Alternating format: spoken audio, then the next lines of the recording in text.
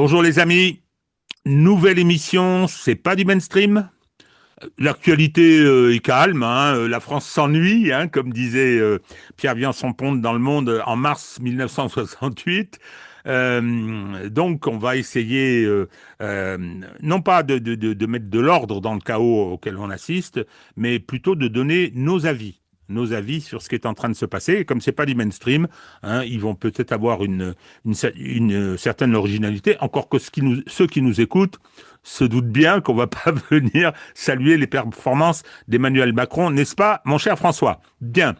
J'ai souhaité qu'on commence par une mésaventure qui me frappe. Et donc, je vais passer la parole pour cela à Didier, qui va m'interroger comme si j'étais en garde à vue, puisque la mésaventure, c'est une mise en examen, comme si j'étais en garde à vue pour savoir ce qui m'arrive. Oui, alors, c'est vrai que je parle à mis en examen. Moi, en tant que directeur de la publication, je l'ai été une bonne cinquantaine de fois euh, à Sud Radio, Lyon Capital, etc. Puisque en France, quand on dirige une publication, il faut une personne physique pour pouvoir être mis en examen et non pas une personne morale.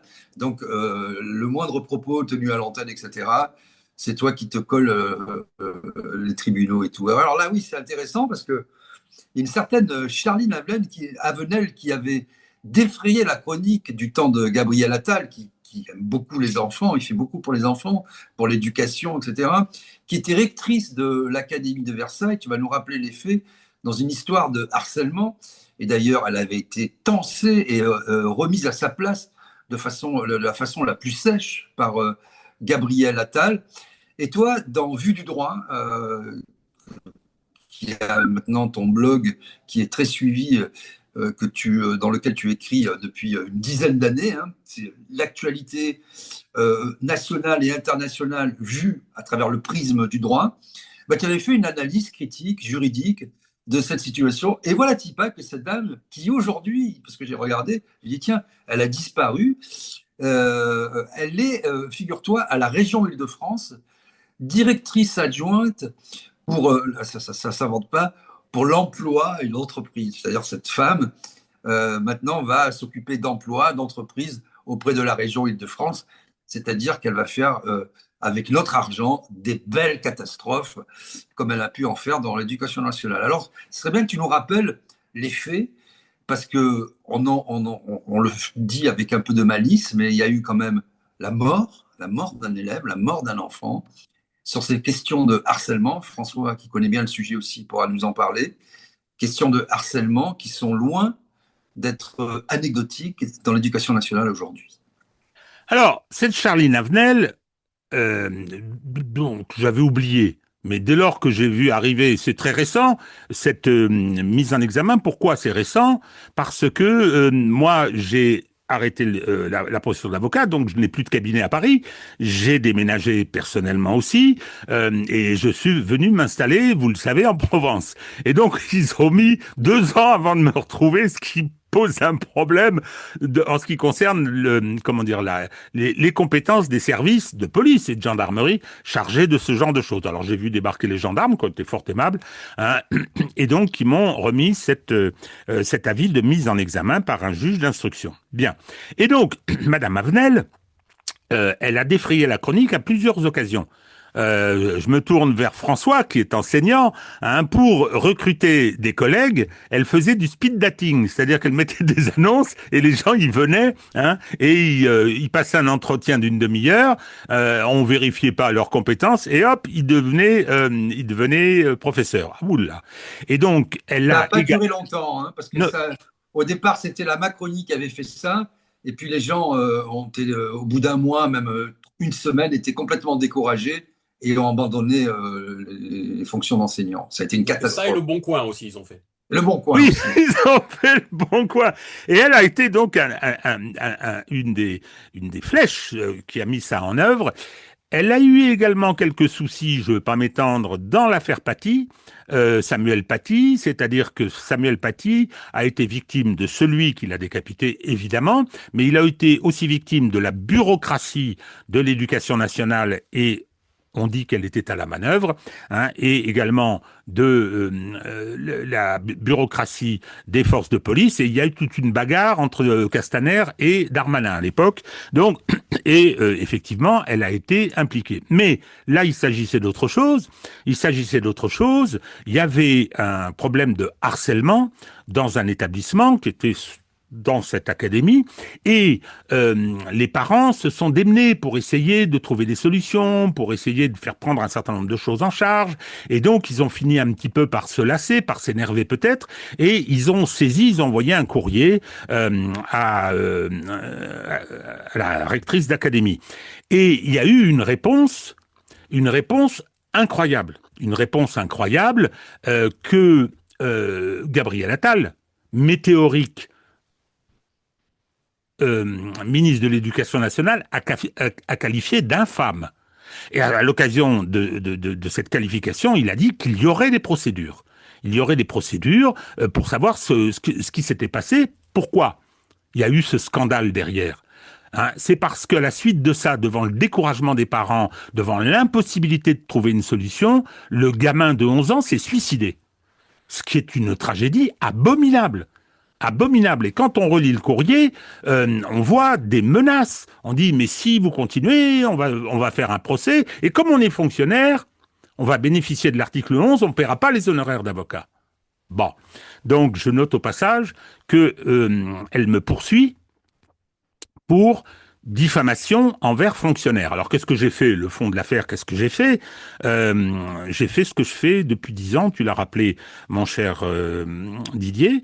Je fais ce travail critique sur l'actualité à partir de mon lieu d'énonciation et de ma compétence, le droit, le juridique. Et concernant ce qui s'était produit, j'avais indiqué que ce courrier méritait plusieurs qualifications, peut-être plusieurs qualifications pénales. Hein. Il y avait le chantage au procès, il y avait un certain nombre d'autres choses, l'assistance à personne en danger. Et je disais, comme je fais toujours, quitte à les critiquer s'ils ne font rien d'ailleurs, hein, comme je fais toujours, je disais, les magistrats doivent s'en saisir.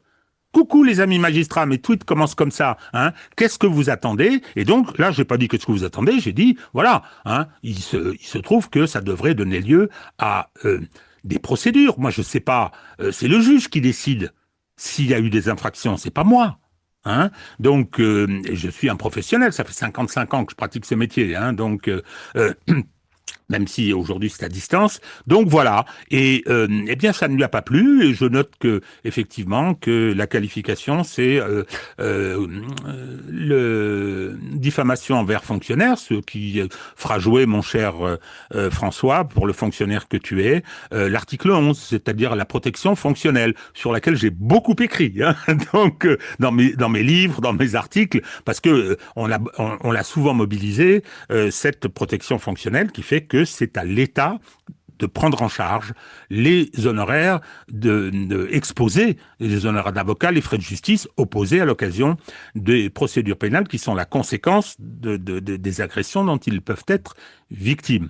Donc, Madame Avenel veut que je sois condamné et pour ce faire, sollicite les contribuables français pour financer la procédure qu'elle vient de lancer. Bon.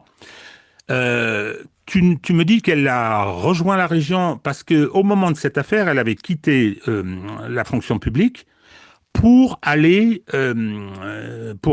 pantoufler en prenant la direction d'une société d'enseignement privé. Ça n'a pas dû bien marcher peut-être, puisque tu me dis qu'elle a réintégré la fonction publique. Oui. Hein. Alors, j'en sais rien. Moi, hein, j'étais pas membre de la promotion de l'ENA d'Emmanuel Macron et de Charline Avenel, mais on se disait beaucoup, et j'entendais beaucoup dire qu'elle était protégée par l'amitié qui la liait à Emmanuel Macron. Aucune idée. Elle a rejoint la région Île-de-France, et je te donne une indication quand même, un 1er avril. 1er avril 2025. Ah oui, c'est donc récent. C'est Hein. très Ben, récent. son passage dans cette entreprise dont j'ai oublié le nom n'a pas dû être convaincant. Ah, le pantouflage, ça peut exposer à des mécomptes. Hein. C'est très les gourmandises de la haute fonction publique d'État sont bien connues et donc le pantouflage est devenu un art français particulier de cette haute fonction publique. Et là, on y avait eu cet exemple. Bon, manifestement, ça n'a pas fonctionné. Enfin, j'en sais rien. D'ailleurs, pourquoi ça s'est passé comme ça. Ce que je sais simplement, c'est qu'on dit beaucoup que la vindicte initiale de Gabriel Attal s'est rapidement éteinte du fait de cette proximité, paraît-il toujours, j'utilise le conditionnel, hein, je ne veux pas me réexposer à nouveau à de la diffamation, cette proximité avec l'actuelle présidente de la République française. Voilà, petite explication, parce qu'on va en parler un petit peu dans les jours qui Non, vont mais ce qui est venir. extraordinaire, c'est que cette proximité, on la voit avec la patronne de Radio France, hein, qui est une copine de promo. On la voit avec la nouvelle présidente du Comité national olympique du sport français, Madame Oudéa Castéra, multimillionnaire à 9 000 euros par mois, qui a dit ce matin mais qui demandait à bénéficier du régime comme ses prédécesseurs, parce qu'elle est Attends, affiliée à attends un Didier, attends Didier, nos auditeurs ne savent peut-être pas qu'elle a 9 000 euros par Alors mois voilà, pour diriger le CNOPS, hein, et que ses prédécesseurs le faisaient à titre bénévole, alors voilà, qu'elle est richissime. absolument. Elle est richissime. Bon, son mari, on rappelle, et elle-même, ils ont bien partagé les choses pour la haute autorité pour la transparence de la vie publique. C'est assez marrant quand on regarde un petit peu les choses. Mais c'est l'ancien patron de la Société Générale, hein, quelqu'un que connaît bien mon ami Jérôme Kerviel. Et c'est aussi l'ancien patron, ça a été aussi le patron de Sanofi. Donc voilà, bon, je pense qu'elle est un peu à l'abri du besoin. Odja, j'aime bien SMS, j'aime bien Djadja. J'aime même baigner dans la Seine, oh, qu'est-ce qu'elle est bonne. Bon, ces gens nous prennent pour des idiots. Et je renvoie au livre Les Voraces, hein, d'un journaliste de l'Obs, qui est un très bon livre sur ces gens de la haute fonction publique qui deviennent ministres, etc. Et qui se sont toujours recasés par la généreuse République française. Et ça coûte au bout du bout plusieurs centaines de millions par an, tous ces comités. Hein. C'est à peu près 1 milliard, un peu plus d'1 milliard par an, entre les hauts conseils, les conseils supérieurs, tous ces comités théodules, le conseil économique, social et environnemental, etc. Bon, tous ces trucs-là, qui nous coûtent un pognon de dingue, comme dirait l'autre. Et voilà la généreuse République française au moment où les clubs crèvent, hein, où le sport français est comme tout le reste, dans un état pitoyable. Voilà ces gens qui continuent à se gaver sur l'argent des Français, parce que c'est nous qui finançons tout Mais ça. Je ferme Oui, la mais Didier, parenthèse.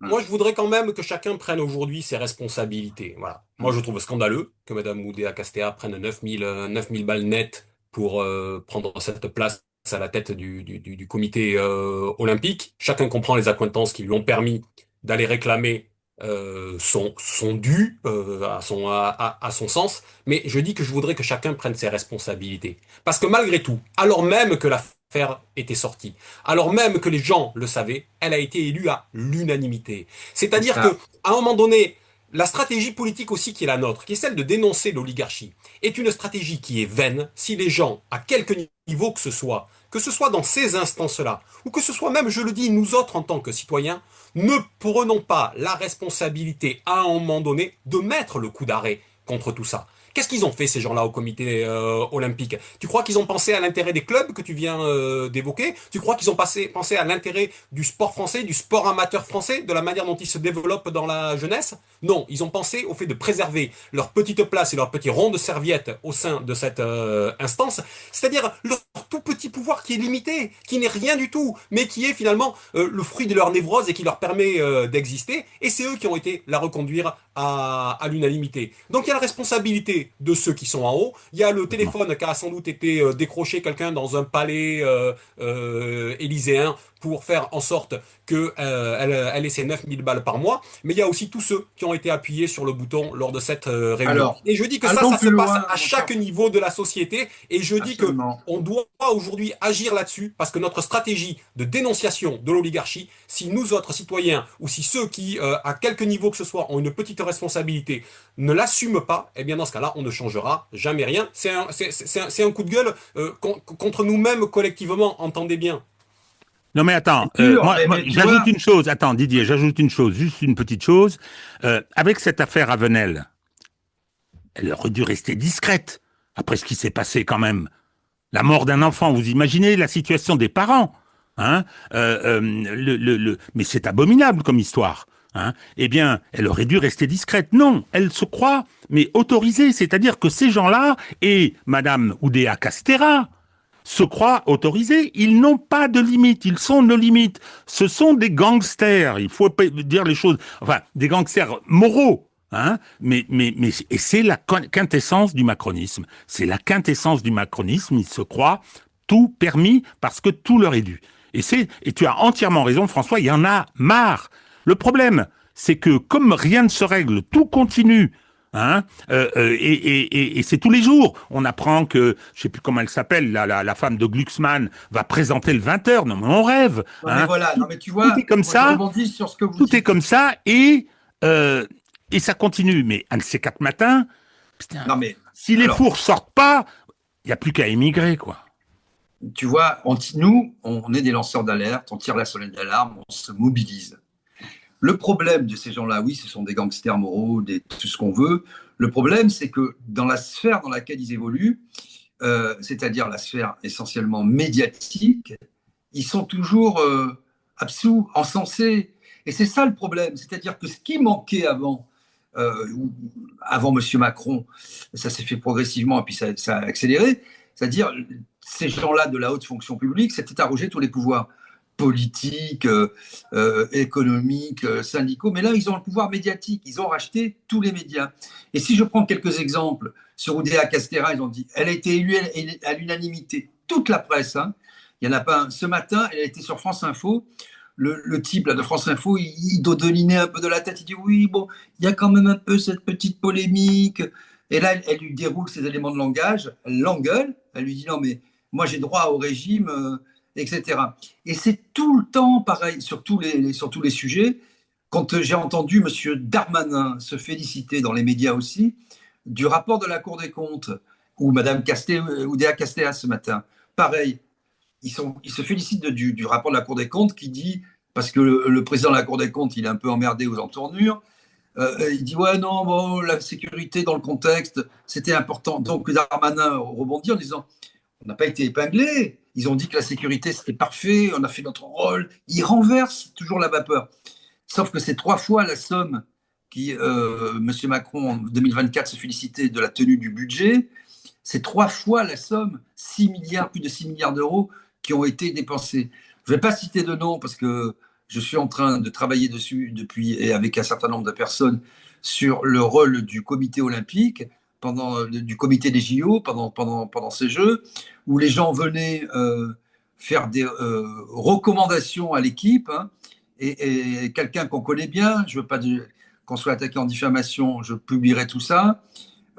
Après la réunion, les gens lui disaient mais quand même, il faut faire quelque chose là.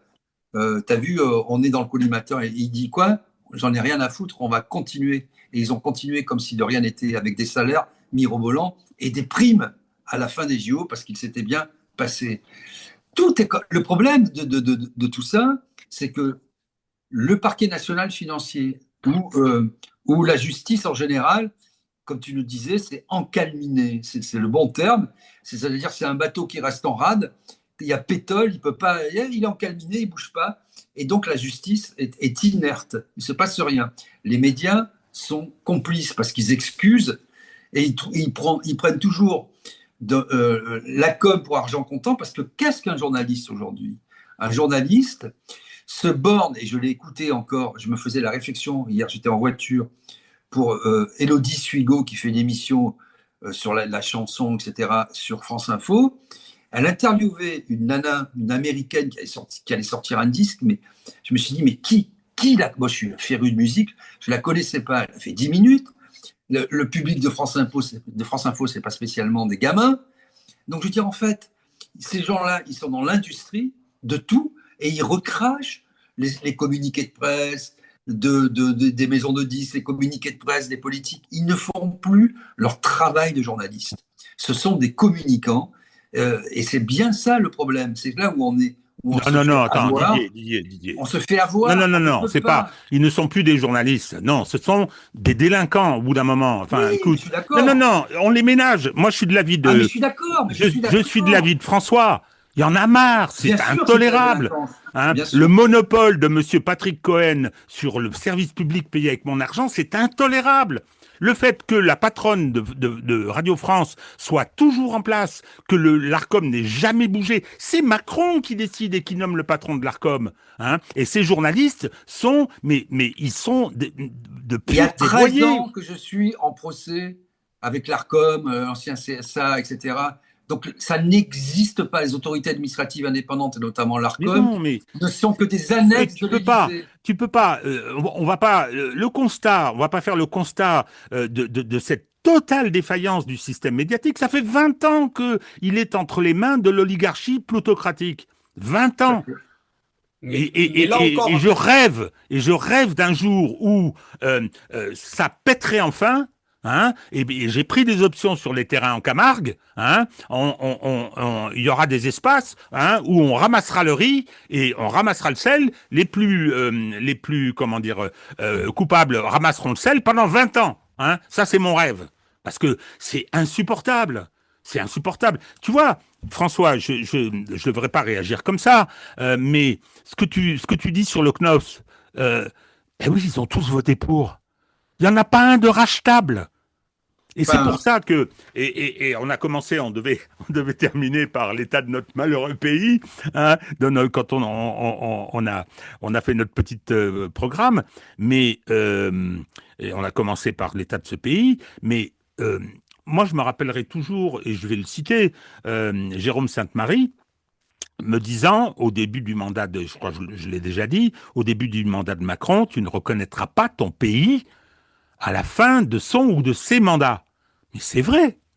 Et à tous les points de vue, hein, je veux dire la sécurité, les grands services publics qui ont été bousillés. J'ai encore appris un truc hier par rapport à deux choses sur l'Assemblée, sur le Parlement, sur le niveau de la consommation de drogue. J'étais quand même un peu stupéfait. Et puis sur la façon dont certains se comportent, plutôt du côté macroniste, qui confondent complètement le mandat public de législateur et le business. Hein. Ça, c'est, je me dis, bon, c'est comme ça. Et on a cette espèce de couvercle, ce bloc élitaire qui est corrompu jusqu'à l'os et qui continue à laisser les rats crever au fil de l'eau. Ils s'en foutent. Ils ont leur gâche, ils ont leur truc et tout.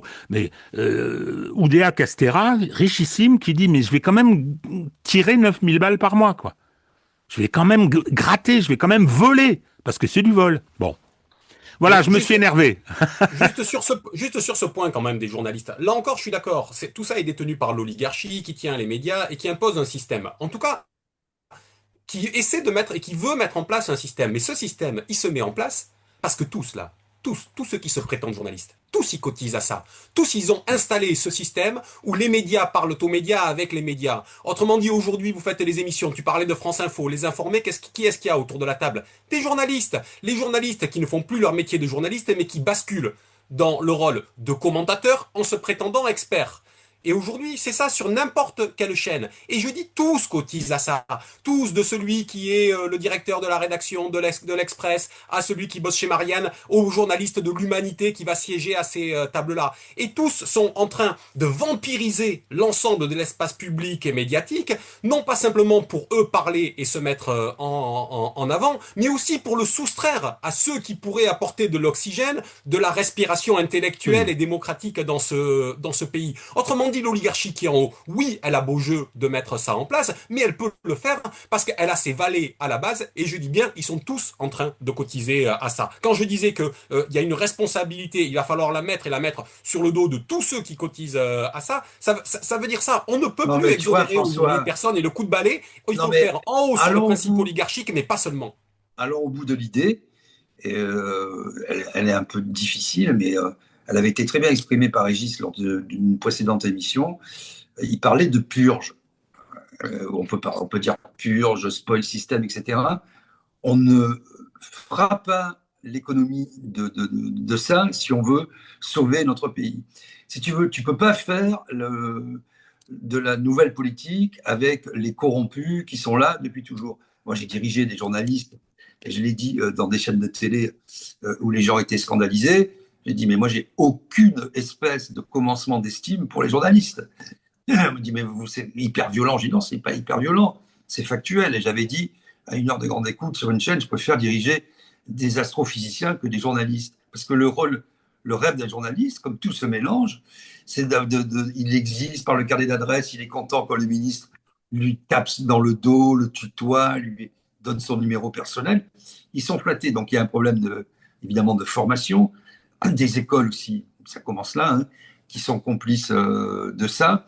Il y a un problème d'actionnariat, on pourrait très bien le régler, hein. Il suffirait de dire que ne peuvent pas posséder des médias des gens qui sont de manière directe ou indirecte en affaire avec l'État. Tu règles complètement le problème et de manière définitive. Quant au service public, moi je suis pour sa suppression pure et simple, à l'exception de quelques émissions ou chaînes comme France Culture, hors la politique, ou peut-être France Musique, parce qu'il y a un rôle éducationnel, culturel, artistique, indéniable, intelligent, etc. Maintenant, dépenser 4 milliards d'euros par an pour avoir, qu'à l'époque, des humoristes qui ne sont pas drôles, Monsieur Cohen, Léa Salamé, etc., et avec les mêmes règles que le privé. Parce que quelle est la différence entre TF1 et France 2? Il n'y en a aucune. Sans compter, alors je parle des émissions dont on vient de parler. On peut parler des JT qui sont les chiens écrasés, où il n'y a plus d'international, qui c'est simplement la chambre d'écho du député. Il n'y a plus de grands reportages, mais les émissions, elles sont d'un niveau Oui, non, mais dramatique. attends, Didier. Et attends, je finis. Non, mais tu juste reviens sur ça. tu reviens sur le Attends, constat. juste Tu reviens Régis. sur le constat. Ce constat, Non, on le non, connaît non, depuis non, 20 ans. non. Attends, Parlons des finis. responsabilités. Parlons des Je suis en non train de pas, t'en parlons des parler. coupables. Des Je suis en train coupables. de t'en parler. Et donc, pour finir, les séries, les films, etc., qui sont coproduits par des gens qui connaissent toutes les ficelles et qui ont de l'avance sur recette. Tout ce truc-là doit être balayé, remis à plat, etc. Moi, je suis pour le vote, pour que les gens puissent voter pour leurs médias par référendum, etc. On peut donner, pour un paquet de l'aide aux médias, moi je suis contre dans l'absolu, mais ça peut quand même s'imaginer. Donc les responsabilités, elles sont établies. Donc ces gens-là, je suis d'accord avec toi, on peut la Camargue, le sel, la gabelle, tout ce qu'on veut, ils doivent être jugés, démis de leurs fonctions, et il faudra remettre tout à plat. Ça peut plus durer, quoi. Moi, je suis complètement d'accord, et je suis pour. Alors, je vais te dire de façon très simple, comment criminaliser, c'est-à-dire, mais c'est très simple, en droit pénal, par exemple, pour la dette, rendre les gens responsables, non pas le contraire de ce qu'a fait M. Sarkozy en mettant les gens à l'abri, notamment le président de la République, les rendre responsables sur leur denier, comme les gens qui sont aux impôts, de leur impéritie. Si tu veux, tu dépenses 1 milliard, bah, tu dois 100 millions d'euros. Toi, tes enfants, tes descendants, et tu n'auras plus de problème si c'est ton argent, si tu es pénalement responsable de ce que tu fais. Ça, c'est un véritable problème. Donc, moi, je suis pour établir, oui, les responsabilités, mais pour balayer aussi, on ne fera pas. Il y a des gens qui sont là depuis, moi je les connais tous forcément, hein, dans les médias, ils sont là depuis 50 ans. 50 ans. Et dans la politique, c'est la vie moyenne. Je regardais la carrière moyenne d'un homme politique en France, c'est 43 ans. 43 ans. Non, mais on arrive au bout. Mais concernant justement le fonctionnement de ce système, puis je vous propose après de passer à l'actualité du monde. C'est que, comment dire, il y a effectivement cette couche supérieure, mais en dessous, ça pousse parce que ils veulent accéder à ça. Bon, moi, j'ai une expérience quand j'ai commencé à m'exprimer, à devenir publiciste, non pas en tant que spécialité juridique, j'étais publiciste, mais en tant que personne qui s'exprime dans la sphère publique. Le problème, c'est qu'à ce moment-là, j'ai été à causeur un moment, et c'était sympa. C'était un canard qui était anti-bien-pensance. Donc, bon, on était trois cocos, hein, on n'a pas fait de cellules, mais c'était ce qu'il fallait compter. Après, j'ai été dans l'aventure soi-disant souverainiste de Michel Onfray. Bon, alors quand je vois ce qu'il est devenu et où il en est aujourd'hui, je veux dire, bon, moi je suis parti... Quelle Non, non, mais tristesse. ça, bon, allez, c'est un autre sujet. Mais j'ai connu plein de jeunes avec lesquels j'ai fait des choses. Il y avait des stagiaires qui passaient chez Causeur, payés avec des lance-pierres. Il y a, c'était un peu pareil, il y a un machin là, comment ça s'appelle, à Front Populaire. Bon, il y avait tout un tas de jeunes qui avaient monté la revue Limite, le ci, le là, et on trouvait des convergences, des moyens de s'exprimer. Hein. Ils ont tous rallié le système, tous, au point que un non pas des animateurs du groupe, mais un des emblèmes qui a pris du poids par la suite, il a été convoqué par BHL. Il a été convoqué et il a été voir BHL. Et BHL lui a donné la feuille de route. Hein. Et il n'y a pas plus souteneur du génocide de Gaza que ces gens-là. Pas plus. Hein. Il y a en général catho, ah, nous on est catho, etc. Je parle pas de François-Xavier Bellamy, hein, parce que lui c'est un des pires, mais il est parlementaire, il est pas journaliste. Mais les autres, ils ont tous rallié. Alors moi, ma proposition, hein, j'ai dit qu'elle était mon rêve. J'ai pas dit qu'il allait se réaliser concernant hein, la Camargue qui n'est pas très loin de chez moi. Mais il y a une formule que je propose. Euh, Au moment de la libération, les journaux qui avaient été publiés après une date ont été, comment dire, interdits. C'est tout. Et puis tout leur matos spolié, enfin pas spolié d'ailleurs, nationalisé, et donné à d'autres journalistes, d'autres professionnels. Le Figaro, qui a eu un coup de bol, ça a dû se jouer à une demi-heure, hein, il a arrêté de... La date, c'était quand les Allemands, après le débarquement en Afrique du Nord, ont envahi la zone sud. Bon. Et puis, il y a eu autre chose. Tous ceux qui avaient, pendant la période, voté les pleins pouvoirs à Pétain, par exemple, et fait un certain nombre d'autres choses, ont été frappés d'indignité nationale. C'est-à-dire qu'ils portaient ça hein, sur eux, ils ne pouvaient pas se présenter à la moindre élection, ils ne pouvaient pas solliciter des emplois publics. Hein. À l'époque, il n'y avait pas Pôle emploi, mais ils devaient se débrouiller. Et ça, Alors, moi, tu vois, justement, mon cher Régis, je voudrais dire un truc à ce propos qui m'exaspère. C'est que c'est la chanson de Sardou, qu'est-ce que j'aurais fait, moi? Moi, je ne sais pas ce que j'aurais fait, mais c'est jeter l'indignité sur les 80 parlementaires qui ont résisté. C'est jeter le discrédit sur les gens qui ont risqué leur vie, et j'en ai dans ma famille, et dans la tienne aussi, je le sais, qui ont risqué leur vie pour qu'on soit dans le camp de la victoire par une espèce d'artifice grâce à De Gaulle. Mais bon, mettons qu'on ait gagné la guerre.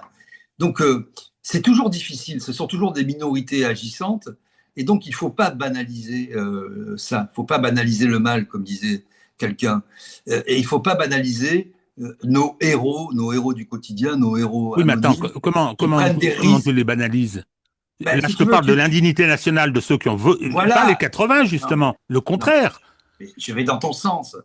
Je te dis simplement, je rebondissais par exemple sur la chanson de Sardou, qu'est-ce que j'aurais fait moi? Ces gens qui relativisent et qui disent que les choses étaient complexes, que Mitterrand, il y en avait beaucoup comme Mitterrand, il a eu la francisque, mais non, mais c'était un grand résistant, que les résistants, voilà, les gens étaient un peu, c'était un peu pour De Gaulle, un peu pour Pétain. Non, il y a des gens, c'était compliqué, et ils ont fait des choix très clairs. Au risque de leur vie, ils avaient des familles, etc. Et ils sont entrés en résistance, et cela, je veux qu'on leur rende hommage.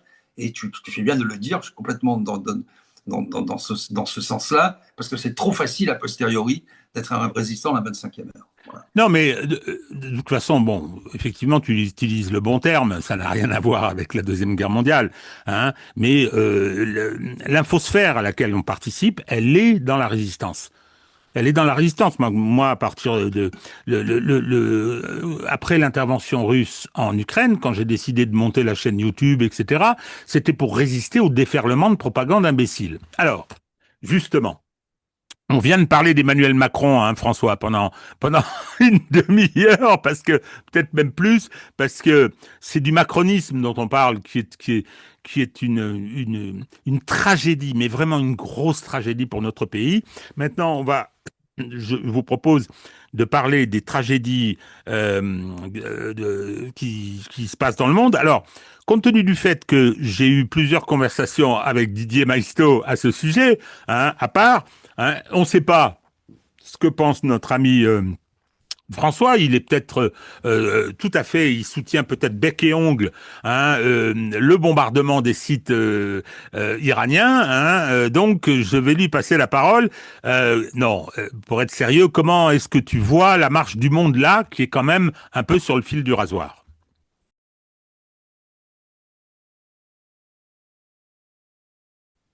Bon, alors, on va pas pouvoir tout traiter et tout Non. aborder. Moi, je voudrais peut-être mettre en avant deux points.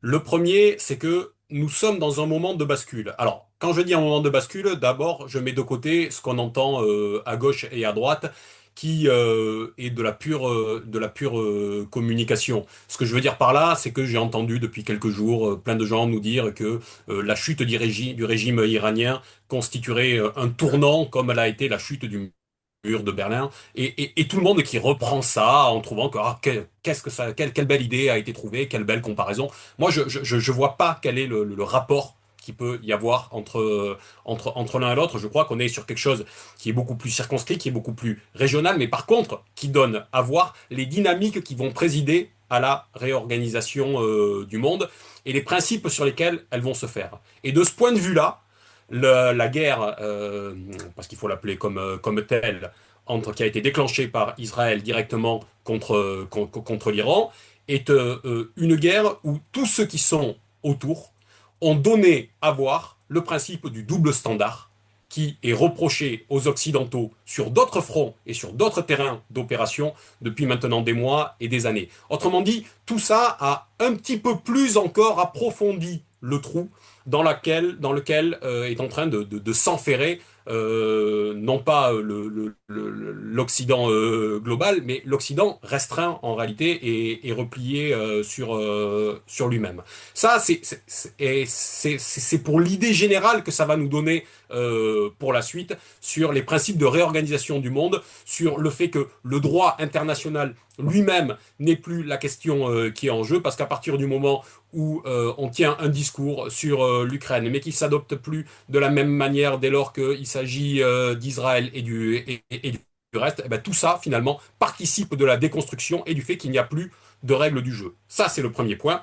Et le deuxième point, à mon avis, qu'il faut ressortir là-dedans, là encore, c'est la confirmation de ce qu'on connaissait, mais c'est une étape de plus qui est franchie, c'est celle du déclassement alors sinon, là en l'occurrence de l'Occident tout entier, mais d'un acteur qui nous intéresse, c'est de l'Union européenne et de la France au sein de l'Union européenne, ce que j'appelle le double déclassement de l'Union européenne et de la France elle-même au sein de l'Union européenne, qui fait que la France est totalement déclassée. Et ça, si vous permettez, j'en donne juste quelques exemples. D'abord, le déclassement de l'Union européenne, on en a complètement pris conscience quand le président Trump l'a énoncé lui-même. Je vous rappelle les déclarations qui ont été les siennes après que le 20 juin, les représentants de la diplomatie française, britannique et allemande se sont retrouvés à Genève avec le ministre des Affaires étrangères, c'est pas exactement son titre, mais mais c'est ce qu'il est, Abbas Araghchi. Ils se sont retrouvés à Genève.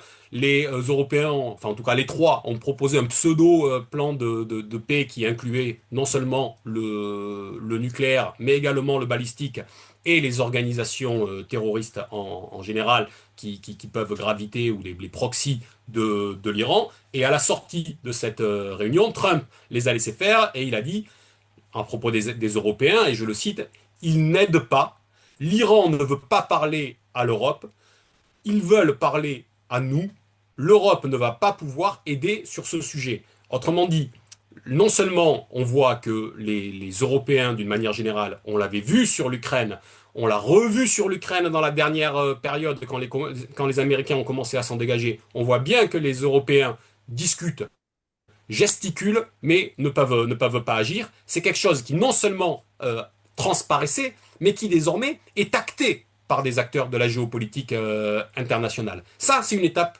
supplémentaire qui est franchie. Et je le dis d'autant plus, ça ne pouvait pas être autrement alors que l'Union européenne est dans la main d'une petite clique. On a tous fait l'analyse de ce qu'était la nouvelle Commission européenne au lendemain des élections européennes qui ont eu lieu l'année dernière. Hein. C'était au mois de juin dernier, les européennes, vous vous souvenez? La Commission européenne, elle a mis plusieurs mois à se mettre en place. C'est une Commission européenne qui est totalement à la main de Madame von der Leyen. Et quelle est cette Commission européenne? C'est une Commission européenne où les postes clés ont été mis dans la main de petits pays, sans vouloir leur manquer de respect, mais de petits pays en termes de géographie, de population, mais d'influence sur la scène géopolitique, et de pays qui ont tous pour prisme de la vision internationale la guerre avec la Russie, la guerre entre l'Ukraine et la Russie, et le parti pris anti-russe.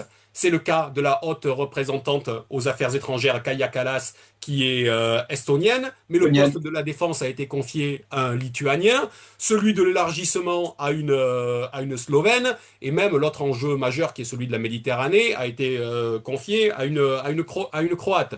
Donc, ces quatre portefeuilles majeurs au sein de la Commission ont tous été confiés à des responsables qui sont issus de pays qui ne peuvent pas faire le poids sur la scène internationale et qui ne voient les relations internationales qu'à travers la crise russo-ukrainienne. Et donc, sans surprise, quand le terrain d'affrontement se déporte, parce que la guerre russo-ukrainienne n'est perçue que comme un enjeu central et existentiel, paraît-il, puisque c'est le terme qui est revenu, y compris pour la guerre en Ukraine. Hein. Vous avez entendu Barrot, le ministre des Affaires étrangères, qui nous dit que la situation en Iran est existentielle pour la France. Non, mais on rêve quand on entend ça. Eh bien, tous ces gens qui qui ne pensent la géopolitique qu'à travers la crise russo-ukrainienne, bien sûr, sont hors jeu dès lors qu'on va sur d'autres terrains d'affrontement, et qui sont les terrains d'affrontement principaux, à la fois au Proche et Moyen-Orient, mais aussi ce sera le cas quand ça se déportera vers le terrain de l'Asie du Sud-Est. Donc le déclassement de l'Union européenne, et au sein de ce déclassement de l'Union européenne, et je m'arrête là, le déclassement de la France. On devrait être en train de discuter, vous vous rappelez, hein, Macron avait fait plein de moulinets de bras pour nous annoncer la reconnaissance de la Palestine à l'occasion d'une conférence qui précéderait le rendez-vous à l'ONU au mois de juin.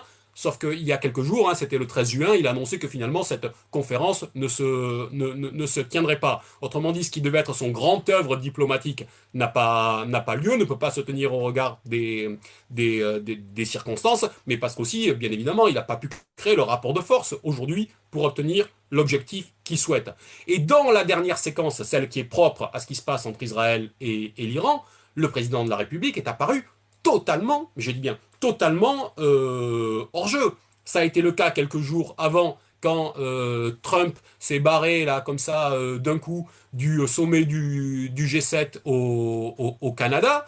Macron a cru bon de dire que s'il parlait, c'est parce qu'il allait travailler à un cessez-le-feu. Il s'est fait rembarrer immédiatement par Trump, qui non seulement a dit qu'il n'avait pas le début de la moindre idée de ce qui allait être discuté, que c'était bien plus important que ça, et qui a quand même rajouté, et là aussi je le cite, Emmanuel Macron ne comprend jamais rien, il est avide de publicité. C'est les termes de Trump. Le problème, c'est que c'est difficile pour nous de contredire Trump, parce que c'est exactement, malheureusement, ce qu'on voit avec le président Macron. Moi, ça me fait mal qu'on s'adresse et qu'on parle ainsi du président de la République française, mais en l'occurrence, force est de constater que, sur le fond, Trump a raison. Ça, c'était une semaine, même pas 5 jours avant l'intervention américaine, mais le jour même de l'intervention américaine. Preuve que Emmanuel Macron n'était au courant de rien. Je dis bien absolument de rien. Quelques heures avant l'intervention américaine, le 21 juin, Macron a dit: je suis convaincu qu'il existe un chemin pour sortir de la guerre et éviter de plus graves dangers. Bien vu, l'aveugle. Il a poursuivi: pour y parvenir, nous allons accélérer les négociations engagées par la France et ses partenaires européens avec l'Iran. Quelques heures après, les Américains étaient en train de bombarder différents sites en Iran. Donc, il est complètement hors jeu. Lui, il se contente de faire des conseils de défense les uns après les autres, dont il ne sort absolument rien. Il nous a fallu une semaine pour décider qu'on allait envoyer 3 avions pour essayer de rapatrier ceux qui veulent, les Français qui veulent l'être. Et donc ben, aujourd'hui, on a un président qui n'existe plus sur la scène internationale. Voilà, au-delà de la prise de position directe sur laquelle on peut difficilement agir, moi je trouve les enseignements qu'on peut tirer de la séquence du conflit israélo-iranien. On pourra revenir peut-être plus tard, mais je m'arrête là, sur le rôle, la place des États-Unis aujourd'hui et demain, alors même qu'ils viennent de proposer un cessez-le-feu. Alors, Didier, moi, je vais te poser une question. Je vais donc ouvrir ton propos. Hein. Je sais que, et de nouveau, on a un avantage, François, c'est qu'on en a parlé un petit peu avant par téléphone, pas comme préparation, mais simplement parce qu'on s'appelle souvent. Alors, chers amis auditeurs, vous voyez bien que, écoutez, c'est pas du mainstream, c'est utile parce que concernant la composition de la Commission européenne, je n'avais pas fait attention à ça. C'est une caricature que tu nous as décrite. Hein, je viens de le constater aujourd'hui. Et c'est pour ça que je me tourne vers Didier Maisto, parce qu'en fait, cette caricature, elle exprime le fait que aujourd'hui l'Union européenne, c'est l'Allemagne. C'est l'Allemagne, elle est dirigée par une... allez, je vais pas utiliser le terme néo-nazi, encore que j'ai peut-être envie de l'utiliser. Ah ben non, allez, finalement, je l'utilise pas. Hein. Et on a un nouveau chancelier, mais qui est dramatique, qui fait peur à tout le monde. Hein. Donc, Oui, Didier, vas-y, dis-nous ce que tu penses de l'attitude actuelle de l'Allemagne, que ce soit en ce qui concerne la Commission européenne ou que ce soit la défense de ses intérêts. alors d'abord, je souscris complètement aux propos, à l'analyse de François. Alors pour l'Allemagne, il faut faire un rapide flashback. Attends, Ursula von der excuse-moi, je t'interromps une petite seconde. Sur le droit international, je suis pas d'accord avec François, donc j'y reviendrai après. Hein. Vas-y. Voilà, ok.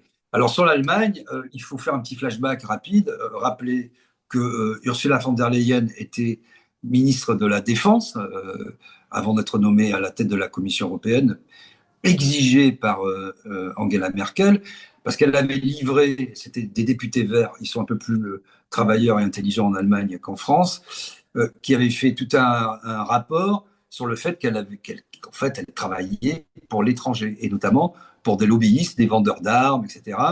Ce qu'elle a fait après avec les médicaments à la tête de la commission. Donc, ils l'ont exfiltré de toute urgence. Elle a quitté son poste, elle a abandonné le navire, et ce n'était pas la candidate de la France, mais Angela Merkel, qui pèse davantage que nous, l'a fait nommer à la tête de la présidence européenne.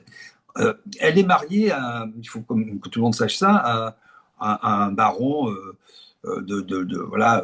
Pardon Didier, c'est Macron qui l'a fait nommer à la présidence de la Commission Oui, mais européenne. pas mais au départ, c'était pas Parce la. qu'au départ, ils avaient c'était l'élection où il y avait le principe du Spitzenkandidat, Voilà, c'est-à-dire le candidat qui était issu des gros c'est ça. partis. C'était pas elle au départ. Et c'est C'est parce que ça. ils se sont retrouvés dans l'impasse que Macron a voulu se faire faiseur de roi, a pensé qu'elle allait devenir sa marionnette, sauf que comme il est extrêmement doué, les choses se sont retournées et maintenant c'est elle qui tire les ficelles. Voilà, voilà. Mais disons qu'il a été un peu contraint, parce qu'au départ, c'était quand même la volonté d'Ursula von der Leyen, hein, pour ces raisons-là, en fait. Et que lui, effectivement, il pensait en tirer un avantage, et l'avantage c'est retourné contre lui, parce que c'est elle qui tire les ficelles et pas lui. Et effectivement, elle est mariée au baron von der Leyen, qui a créé pendant le Covid des filiales factices pour bénéficier des fonds de relance européens. Il les a dissoutes, ces filières, et il a touché plusieurs millions d'euros en Allemagne, en France, en Italie, aux Pays-Bas, en Belgique, des filières, ce qui explique aussi avec Bourla, avec Pfizer, tous les conflits d'intérêts, parce que ce monsieur est le représentant d'une boîte américaine qui s'appelle Orgenesis, qui fait dans la thérapie génique, ce qui explique aussi l'histoire des vaccins à grande échelle. Il faut quand même que les gens le sachent. Quand on regarde le parcours de l'actuel chancelier, ce chancelier, il s'estimait légitime. Lui, il voulait être chancelier bien avant aujourd'hui. Il a été barré par Angela Merkel, qui l'a tenu à l'écart. Et lui, il a toujours estimé qu'il était beaucoup plus légitime qu'Angela Merkel. Donc, qu'est-ce qu'il a fait? Je résume, il a fait des affaires. Il s'est fait nommer à la tête de banques, il s'est fait nommer à la tête de BlackRock, notamment BlackRock Allemagne. Il a fait énormément d'argent. Il a passé ses brevets de pilote et il se déplace avec son argent dans son jet. Et donc là, il a passé aussi, son grand-père était national-socialiste, etc., etc. Et donc, ils se sont vus avec M. Macron dans le fameux moteur franco-allemand qui est siglé Mercedes-Benz. En tout cas, en Allemagne, il n'existe pas ce moteur. En vérité, il n'existe qu'en France. Il y a eu un sommet à l'Élysée il y a quelques semaines pour, soi-disant, l'Ukraine et faire une armée européenne. M. Macron proposant le parapluie nucléaire, hein, le parapluie de la bombe atomique française à l'Allemagne. Il dit qu'il faut faire des efforts communs. Maintenant que Trump peut-être ne va pas nous défendre, ce qui explique aussi, je ne vais pas ouvrir trop de tiroirs, mais les problèmes sur ce que tu disais, parce qu'on fait semblant de bomber le torse, mais on est toujours à la remorque de Trump. On se comporte un peu comme des soumis, comme des esclaves. On lève le petit doigt et on demande l'autorisation à Trump, donc il lui en profite, parce que la seule chose qu'il a réussi à faire, c'est à faire payer tout le monde pour le complexe militaro-industriel américain, hein, puisque les armes sont au standard de l'OTAN, et que de toute façon, tu as vu que chaque fois qu'un pays commande des avions, par exemple, c'est encore arrivé il y a 15 jours, c'est des F-35 et pas du tout des Rafales. Je ferme la parenthèse. Et donc, le lendemain, ce chancelier Merz rentre en Allemagne, fait un discours martial devant le Bundestag et dit nous allons faire l'armée la plus importante, la plus conséquente, la plus énorme d'un point de vue conventionnel en Europe. Et tenez-vous bien, on est en 2025, d'ici à 2030, ils vont mettre 1000 milliards d'euros pour faire une armée conséquente. 1000 milliards d'euros. Je rappelle que nous, on a un budget réel aujourd'hui qui est 10 fois inférieur, que nous avons 9 lanceurs de roquettes, lanceurs unitaires de roquettes, 9, qu'on en a filé 4 à la Roumanie, 3 à l'Ukraine, qu'on ne sait plus les fabriquer, qu'on a 122 chars Leclerc en active et qu'on peut projeter 20 000 hommes et que l'armée est ruinée à telle enseigne que la DGA, depuis le début de l'année, ne commande plus rien aux industriels parce qu'elle n'a pas de ligne de crédit. Si je dis tout ça, c'est qu'effectivement, les actions martiaux et gutturaux de M. Merz, pour ce qui concerne la recomposition d'une armée au sein même de l'Europe, très agressive, très belliqueuse, alors même qu'il a dit il y a 72 heures que Israël faisait le sale boulot pour nous tous. Moi, ça m'a fait frémir qu'un chancelier allemand, avec l'histoire de l'Allemagne, au cœur même de l'Europe, dise que Israël, en bombardant et faisant un génocide, parce qu'il faut appeler les choses par leur nom, à Gaza, faisait le sale boulot pour nous en Palestine et en Iran. On a un problème au cœur même de l'Europe avec ce chancelier. Et je doute fort, mais Régis va nous éclairer sur le sujet, que Vladimir Poutine et les Russes en général laissent, avec tout ce qu'ils sont en train de faire en Ukraine contre ce qu'ils appellent la nazification, hein, laissent au cœur même de l'Europe, tout près de la frontière russe avec la Pologne, laissent faire une armée aussi dominatrice, aussi impérialiste, aussi belliqueuse avec autant de moyens. Il me semble que ça pose le problème de l'existence même de l'Union européenne, alors qu'on n'a pas, je rappelle, depuis 75 ans, le début d'un embryon d'armée européenne. Donc voilà, il me semble, les enjeux. Et on revient encore, on est au début des années 30, hein, finalement. Hein. ces analogies ont déjà été faites. On est au début des années 30 avec un pouvoir français qui se durcit dans les mots, en tout cas, avec un Retailleau qui est à la droite de l'extrême droite. Hein. Monsieur Macron qui accueille Al-Joulani, alors qu'il y a un massacre de chrétiens qui vient d'arriver, mais c'est comme il a une barbe un peu bien taillée, tout, on dit c'est un islamiste modéré, et une armée belliqueuse impérialiste qui se redessine au cœur même de l'Europe. Moi, je pense qu'on a tous les ingrédients pour que ça implose. Alors, deux petites précisions concernant ce que tu viens de dire. Je partage l'étonnement des dérives de ce monsieur, quoi. Hein. Ils font le sale boulot. Ah ben oui, ils font un génocide et ils attaquent sans déclaration de guerre un pays voisin. Ça te rappelle des souvenirs, monsieur Merz? Hein, oui, c'est cool, ça, ils savent faire. Hein. Ton prédécesseur à la chancellerie, Adolf Hitler, effectivement savait faire ce genre de choses.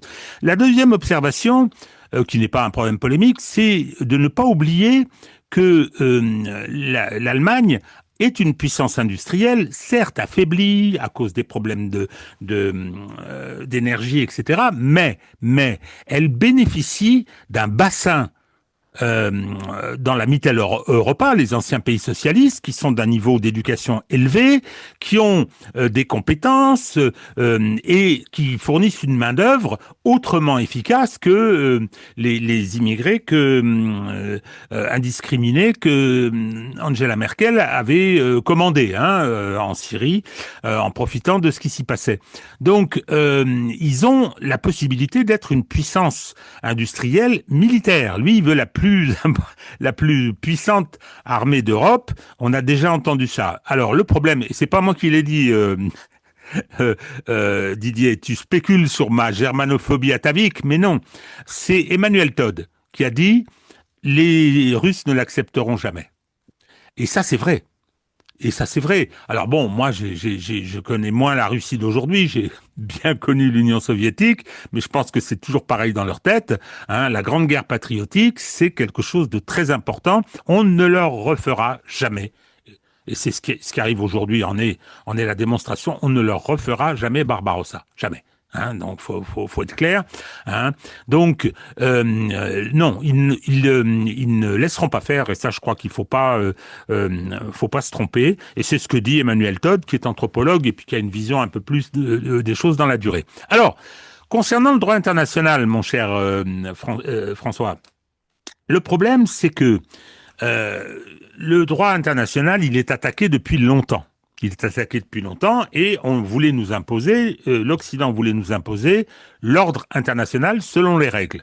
C'est pas le droit international, ça. Il existe un droit international créé et fondé en 1945 avec la création de l'ONU et depuis qui a évolué. Hein, aujourd'hui, l'ONU rassemble 193 pays. Je me rappelle plus quelle était sa composition en 1945, mais voilà, ça c'est la décolonisation fait qu'aujourd'hui il y a un grand nombre de pays, il y a tout un tas d'institutions qui existent, qui ont été créées depuis, et il y a des principes du droit international. Il y a des principes. Alors tu as raison sur les doubles standards. Le problème, c'est que, et je l'ai toujours dit depuis le début, en ce qui concerne la guerre en Ukraine, ils ont un bon dossier, c'est une expression d'avocat ça, ou ils n'ont pas un mauvais dossier, parce qu'en application de l'article 51, et c'est la raison pour laquelle ils avaient effectivement peut-être, et ça il faudrait que les instances, les juridictions chargées de le trancher le tranchent,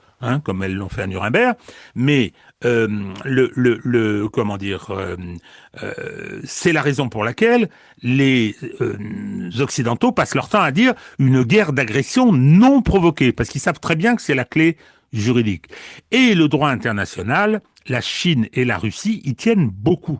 Et d'ailleurs, on le voit actuellement, dans la phase actuelle, la question de la légalité des actes d'Israël, le fait qu'ils s'affranchissent totalement, j'ai entendu Badi, qui est prof à Sciences Po, on va pas le taxer d'extrémiste LFI, lui, venir dire, écoutez, le droit international, il y a un pays sur 193 qui considère qu'il n'est pas applicable. Il peut tuer tout le monde, il peut attaquer tout le monde, ce qui est parfaitement exact. Sur l'attaque américaine, ils sont très gênés en Occident. Et j'ai vu passer une interview de ce crétin de Thierry Breton. Tiens, je vais être poursuivi pour injure publique, moi. Thierry Breton qui nous dit oui, c'était pas légal au début, mais maintenant ça a une légitimité en droit international, ce qui ne veut strictement rien dire. Ils sont très gênés. C'est que les questions du droit international comme outil de régulation juridique d'un monde en voie de multipolarisation est quelque chose d'essentiel. Donc, c'est pas par-dessus les moulins. C'est pas par-dessus les moulins, et je pense que l'Occident, de ce point de vue, évidemment, est sur la défensive. Ça revient, je veux dire, la litanie des interventions américaines, illégales, c'est un crime contre la paix, d'après le statut de Nuremberg. L'attaque de l'Irak, l'attaque de la Serbie, l'attaque de la Syrie, telle qu'elle a été menée par les Occidentaux, l'attaque de la Libye, tout ça, ça finit par devenir une litanie. Je ne crois pas savoir que l'intervention américaine en Irak, qui a provoqué probablement 2 millions de morts et 32 millions de personnes déplacées, ait fait l'objet de la moindre procédure, et M. George Bush, ainsi que ses complices sont morts dans leur lit, pour certains, Colin Powell, Rumsfeld, mais lui, il va mourir dans son lit. Alors qu'il a fait dépenser des milliards en vain aux contribuables américains, et il a commis des crimes contre l'humanité, des crimes de guerre, des crimes contre la paix. C'est pas rien. Bon, tout ça est en train de changer. Il est en train de changer parce qu'il y a une modification du rapport de force international qui est au détriment de l'Occident. Et alors, quand on entend le constat de François sur l'état de l'Europe et de l'Union européenne, effectivement, on se dit, c'est dans le film là, comment ça s'appelait ce film du petit garçon qui était dans la jungle sud-américaine là, et il y avait Patrick Timsit qui passait son temps à dire on est mal, chaque fois qu'il avait on est mal, un Indien dans la ville, voilà, c'était un Indien dans la ville. On est mal, oui, on est très mal. Alors ceux qui sont vraiment très très mal, et je vais, pour ce qui me concerne, terminer là-dessus, pas discuter de est-ce que Trump voulait faire ce calcul, etc. On ne sait pas encore. Faut laisser le souffler retomber. C'est difficile, mais simplement je constate une chose. Il vient d'avoir lieu une guerre de 12 jours. Je vais publier un article sur le fait que, contrairement à ce qu'on pense, les Israéliens sont mauvais en stratégie. Ils peuvent remporter des victoires tactiques, mais et que le plus bel exemple est la victoire tactique qu'ils ont remportée en 1967 en attaquant sans prévenir, en agressant les pays voisins, comme l'a dit le général de Gaulle. Ils n'ont jamais été capables de transformer cette victoire tactique en victoire stratégique. Ils n'en ont rien fait de cette victoire, rien. Ils l'ont échappé belle avec la guerre du Kippour en 1973, et depuis, ça n'est qu'une litanie de défaites. Et là encore, avec quelque chose de considérable, c'est que la démonstration vient d'être faite que Israël n'est pas invulnérable. Il est interdit de filmer. Il y a une censure terrible. Tout ce qui sort d'Israël aujourd'hui dit que la situation est terrible. Tel Aviv est pour une partie détruite. Les ports sont détruits, puis de toute façon ils sont fermés. Et la population israélienne, j'ai vu une vidéo d'un témoignage d'une personne relativement âgée disant mais attendez, le peuple israélien ne pourra, favorable à Israël, le peuple israélien ne pourra pas supporter ça. Il ne pourra pas supporter ça. Ils vont pas vivre. C'est une principauté, c'est tout petit. Ils ont essentiellement des villes. Ils vont pas vivre dans des bunkers. Bunkers, d'ailleurs, on a vu des choses extraordinaires. On a vu que lorsqu'il y a des alertes, il faut descendre dans les bunkers. C'est pour ça que il n'y a pas beaucoup de victimes. Et ils interdisent aux Arabes israéliens de descendre et aux travailleurs asiatiques étrangers qui sont venus travailler. Non, c'est pas pour les goïs, c'est que pour les juifs. C'est ce que ça raconte sur ce qu'est devenu ce malheureux pays, c'est effrayant. Donc je pense que d'abord, c'est une défaite, mais colossale. C'est eux qui ont demandé le cessez-le-feu. Et je pense ensuite que démonstration est faite que cette invulnérabilité était un mythe, hein, le dôme de fer est plein de trous, c'est du fer blanc, et que par conséquent, ça a déjà commencé, comme par hasard, les plus riches s'en vont. Hein, ils payent des passeurs puisque c'est interdit de quitter Israël. Ils prennent des bateaux, ils partent à Chypre, ils partent en Grèce. Eh bien, cette situation, le jour où, si le feu est maintenu, si on arrive à une situation d'apaisement, j'ai pas dit de paix, hein, d'apaisement, je pense que les Israéliens vont partir, vont commencer à partir. Le pays va commencer à se décomposer. Alors, moi, j'ai cette référence, et je parlais d'un article, je vais finir de l'écrire aujourd'hui, sur mon souvenir de la guerre d'Algérie. En 1960, j'avais 10 ans, je me rappelle très bien, j'appartenais à une famille algérie-française, mon père était militaire, hein, sympathisant hein, bien évidemment de l'Algérie française, il a jamais franchi la limite pour passer à l'OAS. Du côté de ma mère, c'était des gens qui habitaient le Maroc, où je suis né d'ailleurs. Donc, je me rappelle très bien que 2 ans, en 1960, au moment de la fameuse semaine des barricades, et même en 61, quand il y avait eu une tentative de coup d'État par les 4 généraux, le pronunciamento militaire dénoncé par De Gaulle, Un quarteron de mais généraux en en retraite. retraite. Hein, hélas, eh bien, moi, alors on dit c'est un baroud d'honneur, c'est pas vrai. Je me rappelle que ce milieu auquel j'appartenais, qui était celui des pieds noirs, soyons clairs, hein, et celui des politiques qui le soutenaient, était persuadé que l'Algérie française allait durer.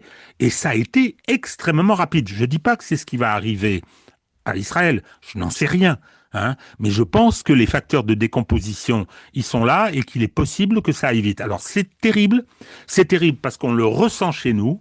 Hein, la communauté juive qui soutient Israël, bec et ongle, et d'ailleurs quelque part y compris celle qui a pris des positions plus nuancées, je pense à Madame Morviller, je pense à Anne Sinclair, etc. Mais très bien, hein, mais le problème c'est qu'on sent la panique. On sent la prise de conscience et d'où la surenchère. D'où la surenchère. Hein. Alors, Et on voit le patriotisme français, c'est-à-dire qu'on se retourne contre la France. Comment se fait-il, on a la double nationalité, mais comment se fait-il que la France ne fasse pas ce qu'elle doit pour la principale? J'ai entendu Meyer Habib, alors vous allez me dire que je prends l'exemple du pire, évidemment. Hein. Bon, voilà, je vais me faire, je suppose, insulter, hein, traité d'antisémite, ça, clairement, mais je crois que la situation du projet initial, du projet sioniste, est en très, très grande difficulté. alors, ça me permet de dire, si tu permets, d'abord que j'ai porté plainte, hein, effectivement, et j'ai publié le récépissé de plainte, de dépôt de plainte que j'ai reçu hier, parce que les gens s'étaient amusés, des ultra-sionistes ou je sais pas quoi, enfin bon, bref, tout en rétropédalant en disant que finalement je n'étais pas antisémite, mais ça a permis à des fous de me menacer de mort, ma famille, moi, mes enfants, publiant mon adresse, etc. Ça s'appelle du doxing, je ne connaissais pas le terme, donc j'ai porté plainte. Moi, je ne laisse plus passer ce genre de choses. Sur ce que tu dis sur l'Algérie française, moi je suis issu d'une famille de pieds noirs, donc j'ai grandi dans cette idée-là, et je pense que, parce que vous nous en direz l'un et l'autre, que la France n'a pas soldé cette histoire d'Algérie française, ni même, je vais plus loin, cette histoire de collaboration, ce qui crée beaucoup de troubles en termes d'identité historique, d'appartenance à un camp.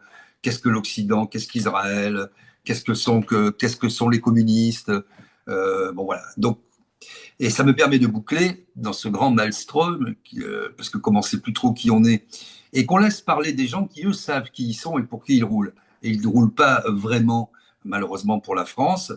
Je repense à ce que disait Assange sur les guerres. Et le fait que si les médias faisaient véritablement leur travail, les gens ne soutiendraient pas les guerres. Je reviens à ce qu'on disait, ce que nous disions au préalable, au début. Les guerres sont promues par les médias, dans les médias, par des gens dont c'est le rôle essentiel et la fonction, qui nous vendent des guerres. Et il y a toujours une bonne raison. Hein. C'est pour la paix du monde. Enfin, on allait aujourd'hui, au départ, c'était été pour libérer les otages, puis ensuite pour éradiquer le Hamas, et maintenant on en est pour éradiquer l'islamisme au niveau mondial qui nous menace directement, parce que nous, existentiellement, comme on le disait tout à l'heure, nous sommes menacés par le programme militaire, enfin en tout cas nucléaire iranien. Donc on est, et quand on dit ça aux gens à des heures de grande écoute, et qu'on le répète, et qu'il n'y a plus le moindre interstice, le moindre espace pour une pensée différente, pour une contradiction, ne serait-ce que factuelle, ben ça devient, et c'est là où c'est grave, le fond de toute pensée, de toute. On ne discute pas de savoir si c'est vrai ou pas, on discute des modalités, hein, de la couleur du char, de l'opportunité de le faire à 2 heures du matin ou à 3 heures du matin, sans remettre en cause l'essentiel qui est finalement une histoire folle. Je veux dire, à moi, à un moment, quand quelqu'un vient dans les médias français me dire que ces gens-là se battent pour les valeurs occidentales ou la civilisation judéo-chrétienne, moi, je ne sais pas de quoi on me parle. Hein. Honnêtement, je ne comprends pas. Je vois quelles sont les valeurs françaises, quelle est la constitution française. Je vois beaucoup de choses. Je peux m'inscrire dans l'histoire de la chrétienté, que l'on soit dans la foi ou pas. Ça, je comprends. Les valeurs judéo-chrétiennes et les valeurs occidentales, moi, là, j'ai un vrai problème. Donc, dans ce grand mélange, cette relativisation dont on parlait tout à l'heure permet justement à des gens qui ont le pouvoir, sans être contredits, d'imposer leur agenda, mais plus que leur agenda, d'imposer leur sémantique, leur champ lexical, leur vocabulaire. Et finalement, on sait bien que quand tu possèdes les contenants, les contenus, le champ sémantique et le champ lexical, à la fin, tu ne parles plus que de ça. Et nous courons derrière parce que nous n'avons plus accès. C'est un peu, finalement, 1984, où les gens sont chargés en temps réel de réécrire sans arrêt l'histoire. Puis il faut changer ça, il faut changer ça. Et c'est bien l'histoire du contenu et du contenant. Voilà où nous en sommes. Moi, François, juste un mot, ouais, un mot si vous permettez pour revenir sur les leçons et les enseignements qu'il faut tirer, et puis je vais ouvrir une porte qui méritera sans doute un autre échange approfondi entre nous sur le sujet. De manière assez concrète, il y a quand même des leçons à tirer de la séquence. Côté israélien, je suis d'accord avec ce que dit Régis. La vulnérabilité d'Israël et la vulnérabilité du dôme de fer, pardon, telle qu'elle est apparue à l'occasion des ripostes iraniennes, est un élément extrêmement important à prendre en considération parce que Israël avait réussi à créer ce mythe qu'ils étaient devenus absolument inatteignables militairement. C'est un élément important. Par contre, il faut bien reconnaître que Israël a regagné de la crédibilité, pas simplement après le 7 octobre et le désastre de ses services de renseignement, mais les opérations qui ont été menées lors de l'attaque initiale sur l'Iran, mais également d'autres opérations Le qui, d'un point de vue, je Hezbollah et parle compagnie. technique, d'un point de vue technique et militaire, avaient été menées au préalable en Syrie ou au Liban, ou d'un certain point de vue, si on reste sur l'aspect technique et qu'on fait ce qu'on ne peut pas faire, abstraction du génocide en cours à Gaza, il y a une capacité d'action qui a été retrouvée par Israël. Moi, c'est mon point de vue. Il y a à la fois leur vulnérabilité et à la fois le fait qu'ils demeurent malgré tout un savoir-faire de leur côté. Le troisième point sur Israël, moi, que je voudrais mettre à l'ordre du jour, c'est que parce que vous savez que c'est quand même, ça fait partie de ce qui me tient à cœur, j'examine les situations de démocratie minoritaire au sein de l'Union européenne, mais je dis que le principe de la démocratie minoritaire est un principe qui gagne toutes les démocraties occidentale, eh bien, c'est Israël est gangréné depuis des années par la démocratie minoritaire. Et quand je disais qu'on ne peut pas simplement mettre sur le dos de l'oligarchie tout à l'heure, ou maintenant, aujourd'hui, simplement de la responsabilité de monsieur Netanyahou, parce qu'il a pris et décidé de prendre 2 ministres d'extrême droite et d'extrémisme religieux à ses côtés, monsieur Smotrich et monsieur Bendir. Parce qu'il y a ça, on ne peut pas exonérer non plus le fait qu'il y a un problème démocratique qui est que le blocage démocratique en Israël conduit à ce que de telles politiques puissent s'appliquer. Elles ne s'appliquent pas là ponctuellement depuis la dernière élection de M. Netanyahou. Je rappelle que c'est en 2018 qu'il y a eu cette réforme constitutionnelle qui disait que Israël devenait l'État-nation du peuple juif, ce qui était un changement structurel. Donc quand je disais que nous, on avait notre responsabilité collective en tant que corps politique et en tant que citoyen dans les affaires de la cité, je dois dire aussi que je considère que les Israéliens, en tant que citoyens, ont leur part de responsabilité aussi de par leurs décisions dans le vote. Je ferme là les enseignements sur Israël. Il y a des enseignements sur l'Iran. Sur l'Iran, c'est quand même que la capacité de riposte de l'Iran, le retenez-moi si je fais un malheur, a malgré tout quelques limites, quand bien même ils ont réussi à agir jusqu'en Israël. Ils ont pris beaucoup de précautions, et ça c'est à mettre à leur crédit. Ça fait partie de ces diplomaties qui, sur la scène internationale, avec lesquelles on peut traiter. Trump l'a reconnu lui-même. Quand l'Iran a été bombardé les bases américaines au Qatar, les Iraniens ont pris soin de prévenir les États-Unis avant qu'ils lançaient, et ils ont donné le nombre de missiles exacts qu'ils allaient lancer. Donc il y a aussi ce savoir-faire-là, et ce côté, alors raisonnable, et sans doute pas le terme, mais le fait que on sait se mouvoir dans les règles de la vie politique internationale. Et puisque je parle de l'Iran, il faut reconnaître aussi que deux acteurs extrêmement majeurs, la Russie d'un côté et la Chine de l'autre, ont fait preuve d'une extrême retenue. Non. C'est-à-dire qu'ils se sont positionnés sur le terrain diplomatique, ils ont gardé des cartes en main, je pense qu'ils savent que la situation leur sert pour le coup d'après. Ils n'ont pas eu besoin de faire ce qu'ont fait les États-Unis, c'est-à-dire de bomber le torse, de vouloir faire un petit peu l'équivalent de ce qu'ils avaient cru bon de faire en 1945 en disant tenez, on va vous montrer qu'on est présent avec la bombe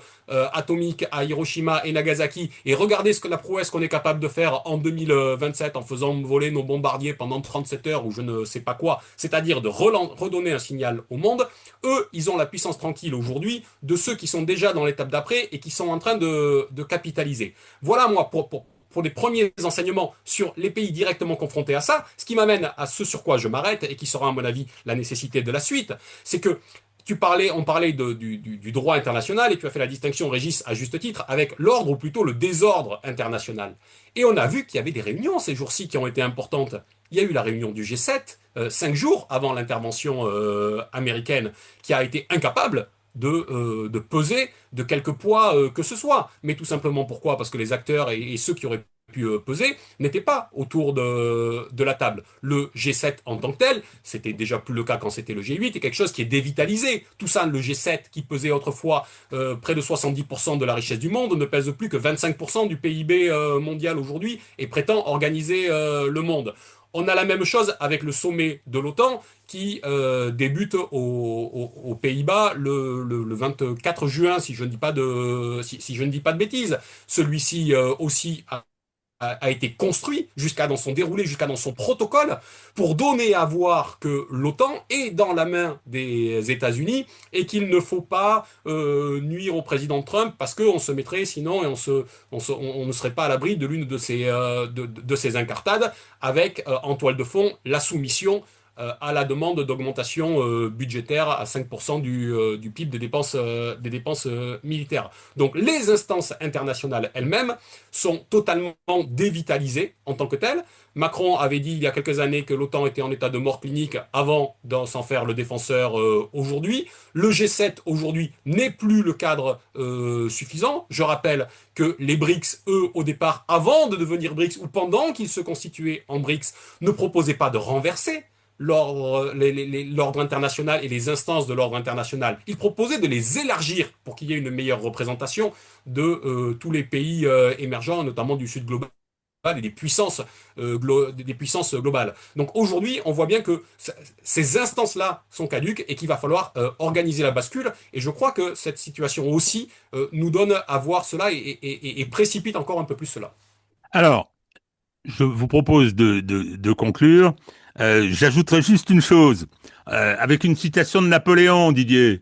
Hein, Napoléon disant, parce que je ne partage pas ton point de vue, François, concernant l'attitude de la Chine et de la Russie, il se passe énormément de choses, hein, par Pakistan Corée du Nord interposée, où les Chinois et les Russes pour la Corée du Nord sont très présents.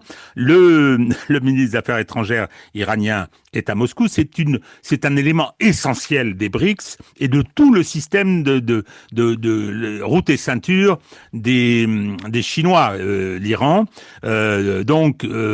Ce qui les intéresse, je pense, c'est l'affaiblissement continu. Puis s'ils écoutent, c'est pas du mainstream, ils vont entendre François Coq qui va leur décrire la situation de l'Europe. Poutine est au courant. Hein. Napoléon disait, si votre ennemi fait des bêtises, surtout laissez-le faire. C'est la mort par 1000 coupures. Ils vont pas, l'Iran ne va pas envahir Israël. Israël va se déliter. Israël, le projet va mourir de lui-même. Alors qu'est-ce qu'il y aura à la place? J'en sais rien, parce que la solution à 2 États, c'est une blague. C'est impossible à mettre en œuvre, hein, et surtout après ce qui s'est passé. Hein, never forget, never forgive. J'ai jamais parlé l'anglais. Hein. Donc non, je pense que cette question du rapport de force est effectivement très tout à fait essentielle et explique l'attitude de retenue dont tu parles, de retenue des Chinois et des Russes, mais qui n'en pensent pas moins. Chers amis. On avait dit avant de commencer, on va essayer d'être un petit peu plus compact et un peu plus concis. Ben non, hein, on n'y est pas arrivé. Tant pis, débrouillez-vous avec ça. Donc, merci de votre attention et puis je vous dis à très bientôt. Avant de suspendre l'enregistrement, hein. Salut!